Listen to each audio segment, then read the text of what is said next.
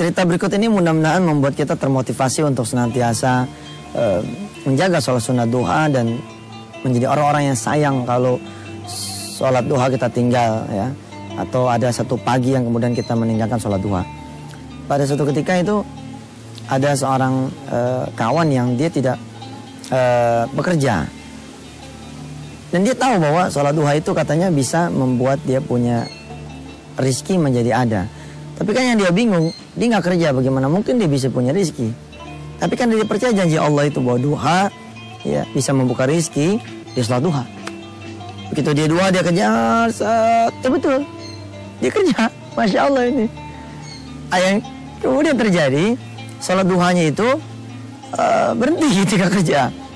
Nah, yang dia rasakan ketika berhenti itu sholat duhanya, nggak tahu gimana pekerjaannya berhenti lagi. Dia ingat cerita di awal, dia sholat duha lagi, kerja lagi, nggak lama berhenti lagi, dia sadar lagi, dia duha lagi, kemudian dia berhenti lagi. Subhanallah. Sampai pada satu titik dia merasa menyadari ya bahwa oh jangan-jangan betul-betul ada korelasinya ini antara sholat duha dengan pintu rizki. Masalah nanti pintunya lewat mana, itu memang urusan Allah. Akhirnya dia istiqomahin. Ketika dia istiqomahin, dia merasa dia dapat pekerjaan yang baik dan dia terusin duhanya, dia dapat terus lagi pekerjaan yang lebih baik hingga saat ini dia tercatat sebagai salah satu direksi perusahaan kurir terbesar di tanah air. Dan dia bilang sama saya, duha itu memang luar biasa dan semakin kita jaga akan semakin luar biasa lagi.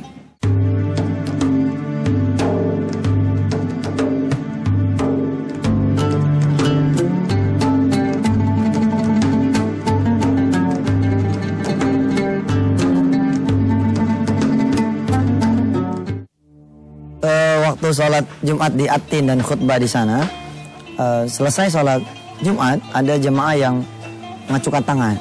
Dia mendekat kemudian dia bilang, Ustaz, sholat duha itu ternyata bukan cuma urusan rezeki loh. Sholat duha itu juga bisa bikin saya jadi punya anak ternyata.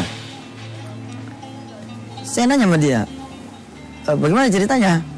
Jadi begini Pak Ustaz, saya tidak begitu pandai sholat tahajud, dia bilang. Tapi saya pikir kalau nggak dapat tahajud, masa duha hilang juga gitu. Lalu dia sholat duha. Setelah sholat duha dia pikir sayang juga kalau tidak berdoa kepada Allah. Karena kan itu hak ya. Iyyaka na'budu wa iyyaka nasta'in. Kita beribadah, terus kita boleh minta. Nah permintaan yang lagi saya pengenin itu sebenarnya anak. Lalu kata si fulan ini, begitu kira-kira cerita ini. Dia selama 1 tahun penuh menjalankan sholat duha dengan satu permintaan adalah supaya dia diberikan anak. Pak Ustadz, saya punya anak tuh saya yakin gara-gara sholat duha. Terus saya bilang dia begini, tadi kan antum bilang tidak selalu rezeki. Saya bilang salah, sebab anak kan juga rezeki. Kalau orang nggak punya anak kan suka disebut sama orang ya belum rezeki kali, belum dikasih amanah dari Allah. Buat Anda yang belum punya anak, bolehlah terapi sholat duha sebagai pintu ya sebelum doa itu dipanjatkan, layak dilakukan. Mudah-mudahan bukan cuma anak yang saudara dapatkan, tapi juga Allah Subhanahu wa Ta'ala dan ridha-Nya.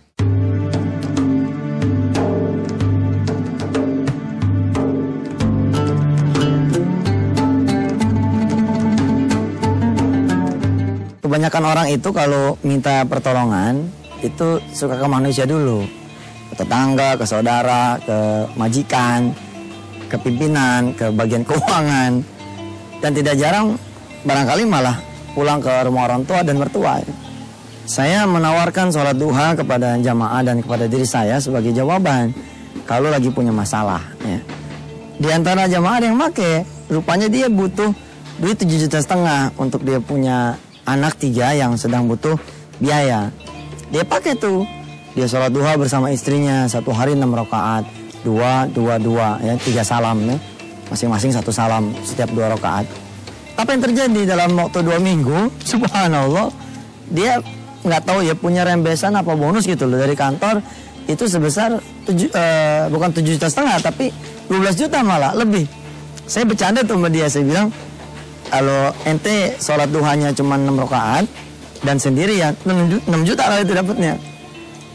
Saya bercanda ke dia kalau ente sholat duhanya 6 rakaat dan sendirian dapatnya 6 juta tuh. Tapi karena ente sholat duhanya berdua sama istri, subhanallah dapatnya 12 juta. Apa yang terjadi?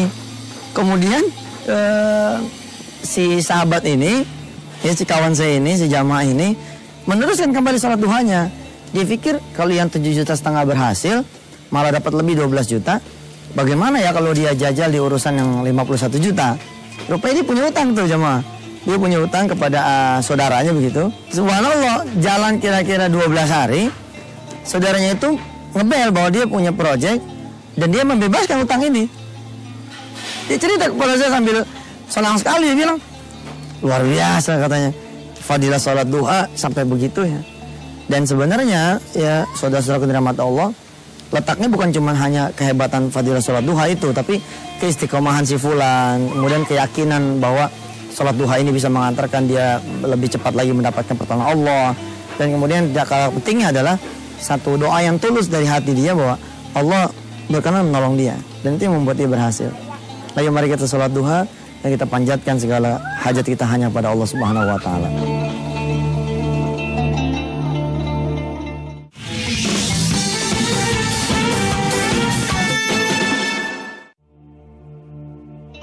Kalau mau beli apa-apa itu disabarin hati, jangan langsung main kredit aja. Ya jangan langsung main ngutang, karena ini kan sebenarnya persoalan kesabaran itu.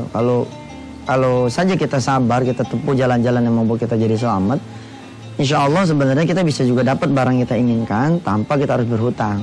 Salah satunya misalkan dengan mengoptimalkan diri kita dulu, mengoptimalkan pekerjaan-pekerjaan sambilan barangkali. Terus kita mengintip pekerjaan-pekerjaan kanan kiri yang membuat kita barangkali bisa punya penghasilan tambahan yang tidak perlu kita ngutang, kita dapat.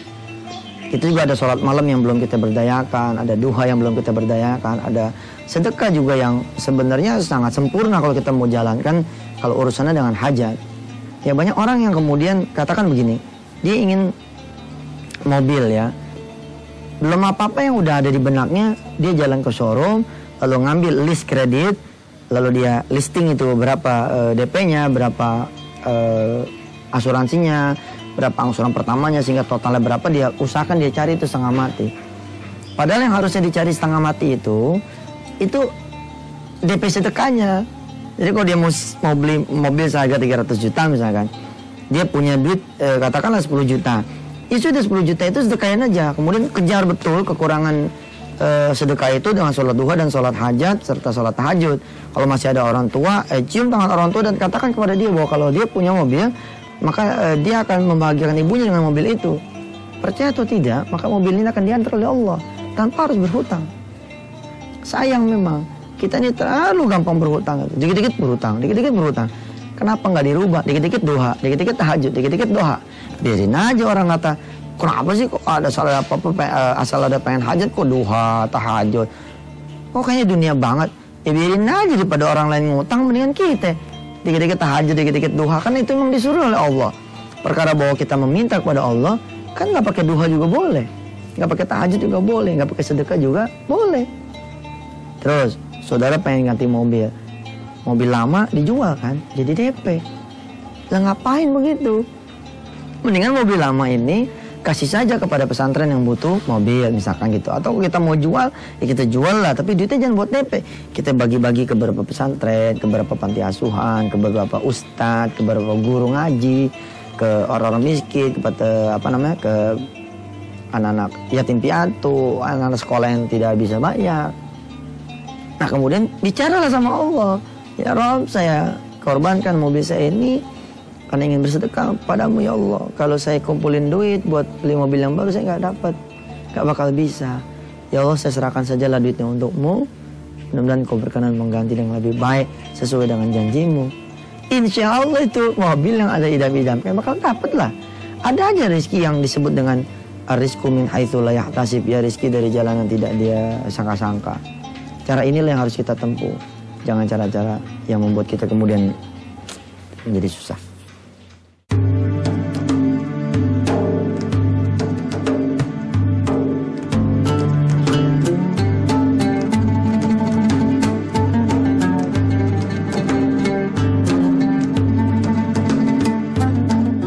Ada dua anak muda, yang satu kepengen motor dan yang satunya pun sama-sama kepengen motor. Tapi dua-duanya menempuh cara yang berbeda. Yang satu dia nabung dari dia punya gaji 100.000 per bulan. Dia ngincer apa? Dia ngincer DP supaya dia bisa ngumpulin 1 juta. Kalau sudah ngumpul 1 juta, dia mau bawa ke leasing, kemudian bisa dia ambil dia punya motor baru dan dia pakailah motor itu. Dapatkan dia motor, tapi jadi masalah dia kemudian kredit. Nah sementara si pemuda B, dia taruh keinginan motor itu di atas jadah, dia sholatin tuh duha. Kemudian dia tahu kalau ini motor harganya 10 juta, maka dia cukup bersedekah 1 juta karena Allah menjanjikan 10 kali lipat. Artinya nggak perlu sih sebenarnya kita keluar 10 juta, kita keluarin aja 1 juta. Kalau sedekah kita sudah mencapai 1 juta, maka hajat kita yang nilainya 10 juta rupiah itu insya Allah akan penuhi. Keyakinan anak muda ini, kalau tidak uang yang Allah kasih, maka Allah akan kasih motornya, kira-kira begitu. Dan ini terjadi, banyak terjadi seperti ini. Orang-orang yang kemudian memahami janji Allah itu tidak pernah meleset, ya dia beli daripada dia nabung buat DP toh. Nah kemudian dia sedekah 100. Nggak nyampe 10 bulan ya kan, hitungannya harusnya 10 bulan kan. Begitu 10 bulan kan dapat 1 juta tuh. Nggak nyampe berapa bulan lagi tuh dia jalan, dia nikah. Begitu dia nikah, kata mertuanya, nih motor nggak dipakai, kalau mau pakai silakan. Dia ingat, oh ini jangan-jangan karena sedekah dia ya. Kemudian walaupun ini motor mertua ya, tapi kan dia tetap pakai. Motor leasing kan juga tetap pakai kan, tapi harus bayar. Kalau motor mertua kan enggak. Subhanallah.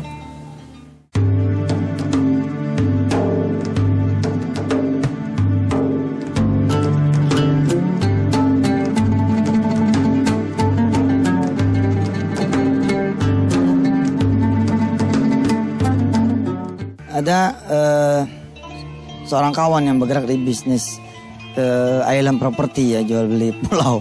Suatu saat dia terperangkap tuh di tengah pulau, kehabisan bensin ya, terombang-ambing dan dalam suasana mencekam. Dia sudah tidak punya makanan lagi.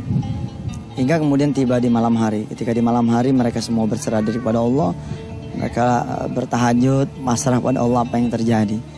Paginya kemudian Allah turunkan pertolongan. Tahajud sudah menyelamatkan hidupnya. Kenapa kemudian kita juga tidak mau bertahajud? Bahkan kalau bisa ketika kita hidup terang, tidak punya masalah, kita simpen tuh kekuatan tahajud. Supaya nanti yang namanya kan itu ujian ya toh, roda kehidupan, kadang-kadang di atas, kadang-kadang di bawah, kadang-kadang senang, kadang-kadang susah, kadang-kadang kaya, kadang-kadang jatuh miskin. Nah ketika kita dalam suasana yang sulit, maka amalan-amalan kita termasuk tahajud itu bekerja. Ada lagi orang-orang yang kemudian merasakan fadilah tahajud ketika dia susah, kemudian berubah menjadi senang. Ketika menjadi senang, hilang tahajudnya, lalu kemudian bangkrut lagi. Ada di antara kita yang mengatakan begini, itu sih tahajudnya karena pengen senang, karena pengen kaya. Padahal bahwa tahajud itu memang akan mengantarkan orang jadi senang, jadi kaya. Yang salah itu tidak istiqomahnya. Kenapa juga pas susah tahajud, pas kaya jadi hilang? Harusnya kan pas susah tahajud kaya jadi nambah dong. Kalau tadinya 2 rakaat, sekarang 4 rakaat. Kalau tadinya 4 rakaat, sekarang 8 rakaat. Ada orang yang tidak kerja, kemudian dia duha. Setelah kerja, hilang duhanya, hilang juga kerjaannya. Lalu sebagian mengatakan, itu sih duhanya karena pengen kerja doang. Akhirnya begitu Allah jabah pekerjaan, duhanya hilang. Lain kali jangan duha karena pengen kerja, duhalah karena Allah. Ini juga kalimat menurut saya tidak terlalu tepat. Bahwa ajari nama yang tidak punya kerjaan dan tidak punya penghasilan, atau lagi mencari pekerjaan dan pengen penghasilan tambahan, duha dong. Lalu ajarkan juga kepada mereka kalau nanti sudah dapat pekerjaan, sudah dapat penghasilan tambahan, jangan lupa tetap kerjakan itu duha atau bahkan tambahin. Bahwa ya dalam suasana kita takut, kalut, bermasalah, mendekatkan diri kepada Allah itu juga adalah sebuah jalan yang utama. Tapi lebih utama lagi kalau kita terus mendekatkan diri dalam keadaan kita sehat, kita senang, kita jaya, kita tidak punya masalah. Allah ada di setiap kesulitan kita. Dan Allah juga ada di balik kemudahan kita. Insya Allah kita akan selalu dapat pertolongan Allah kalau kita terus menerus ada di dekatnya Allah.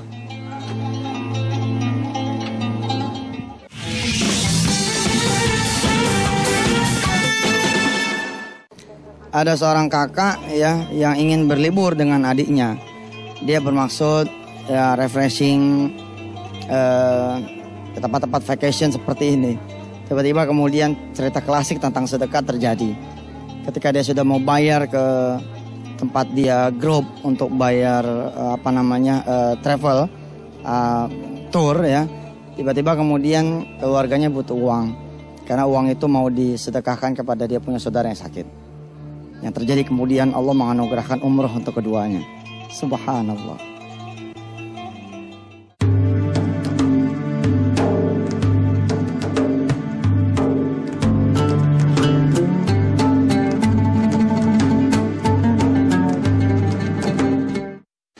Memang kalau kita berkorban buat orang lain, Allah itu akan betul-betul memperhatikan kebutuhan kita.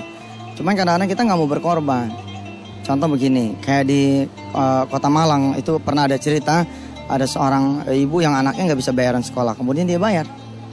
Orang lain punya anak SPP ya, kemudian anaknya itu mendapatkan beasiswa 12 bulan. Dia punya duit 50.000, dia kasih 50-50-nya itu kepada anak orang lain yang membutuhkan. Padahal dia juga sudah mau bayaran SPP anaknya. Tapi itulah ketika ibu itu kemudian bisa memberikan kepada orang lain, dia membantu orang lain, maka Allah betul-betul akan menganugerahkan kebaikan buat dia. Nyatanya kemudian anaknya memang dipilih menjadi juara lomba cerdas cermat, yang hadiah itu beasiswa selama 12 bulan.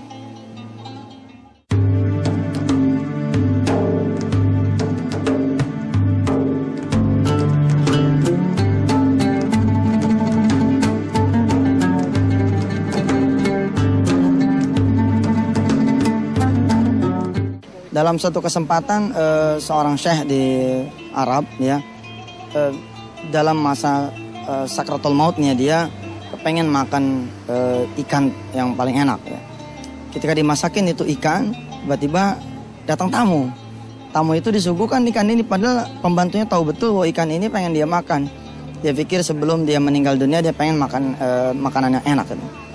Habis datang tamu ini ya, yang kemudian makan ikan itu, kemudian datang bertamu, tamu yang lain yang memberi obat dari tanaman, entahlah tanaman apa, saya juga kurang paham cerita ini. Cerita ini diwariskan secara turun-temurun. Kemudian obat dari si tamu itu yang kemudian membuat dia malah tidak sakratul maut. Dia malah bebas dari sakratul maut. Ini membuat satu keyakinan di hati saya bahwa memang ketika kita bersedekah, apa yang betul-betul kita inginkan, yang belum tentu itu besar ya, belum tentu itu mahal, tapi kemudian itu menjadi obat buat penyakit kita.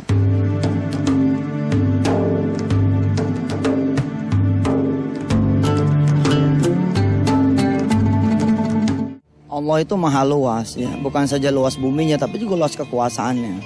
Kadang-kadang saya ketemu sama jamaah yang nggak percaya bahwa Allah bisa mengubah ya, dia dari miskin menjadi kaya, dan saya juga sering ketemu sama jamaah yang tidak percaya bahwa janji Allah itu benar gitu. Mereka merasa mereka miskin, kalau mereka sedekah pun dari mana mereka jadi bisa kaya. Lihatlah, bumi Allah yang luas ini merupakan janji Allah yang susah saya melukiskan dengan kata-kata. Maksud saya begini, tidak mungkin Allah itu bohong ya. Bumi Allah itu begitu luas buat kita. Kalau kita kemudian bisa membuat janji yang Allah janjikan itu terjadi sama diri kita, maka janji Allah itulah akan terjadi. Contoh, ketika Allah bilang sedekahlah kalian akan kaya, sedekahlah kalian akan aku banyakkan rezekinya. Kemudian kita mau bersedekah, maka itu benar-benar akan terjadi karena Allah itu begitu kuasa dan begitu luas kekuasaannya.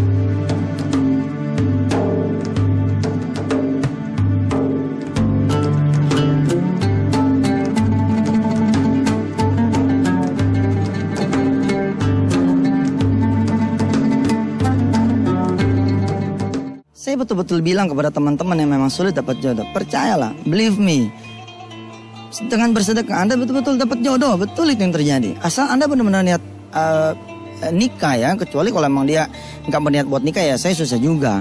Tapi kalau dia benar-benar berniat buat nikah, maka sedekah itu betul-betul akan membuat dia bisa punya jodoh. Saya sering ditanya sama orang-orang, dari mana Ustadz, judulnya kok orang bisa begitu mudah dapat jodoh? Begini. Kata Allah, kalau orang-orang yang mau bersedekah, saya ja'alallahu ba'da usrin yusra. Allah akan buat itu dia punya kesusahan jadi mudah. Allah akan bikin dia punya kesulitan jadi gampang. Nah, buat orang-orang yang susah dapat jodoh, sulit dapat jodoh, maka ketika dia bersedekah, maka Allah akan permudah betul itu jodohnya. Dan itulah janjinya. Apa-apa yang sulit menjadi mudah setelah dia bersedekah.